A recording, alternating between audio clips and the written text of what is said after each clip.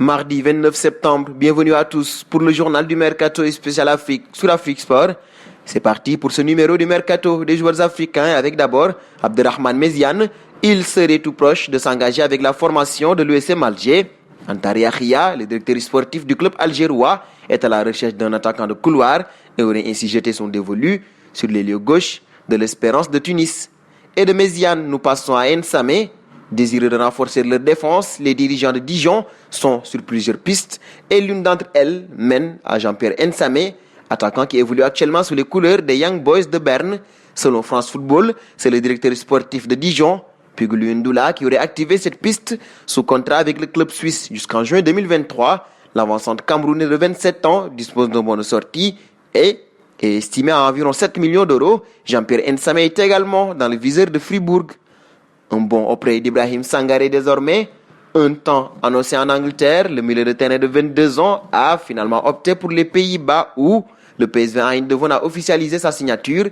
Le quatrième du dernier exercice d'Eredivisie a déboursé un montant estimé à 9 millions d'euros pour l'international ivoirien qui s'est alors engagé pour 5 ans avec son nouveau club.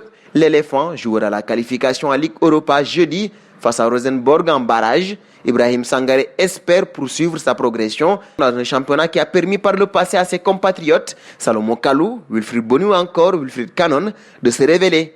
Et d'Ibrahim Sangaré, nous passons à Kalidou Koulibaly. Alors que le mercato estival ferme ses portes dans une semaine, Cristiano Giuntoli a assuré au micro de Sky Italia que le footballeur sénégalais allait poursuivre sa carrière du côté de San Paulo. Je pense que Koulibaly restera ici à Naples.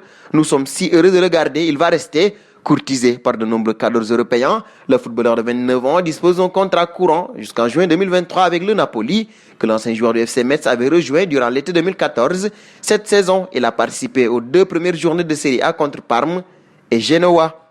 Et d'une star africaine à une autre avec Pierre-Emerick Aubameyang, courtisé notamment par le FC Barcelone durant l'été, l'attaquant gabonais d'Arsenal a finalement décidé de prolonger l'aventure avec les Gunners, un choix qu'il explique par 2 raisons, son entente avec son entraîneur Mikel Arteta et l'amour qu'il reçoit au club.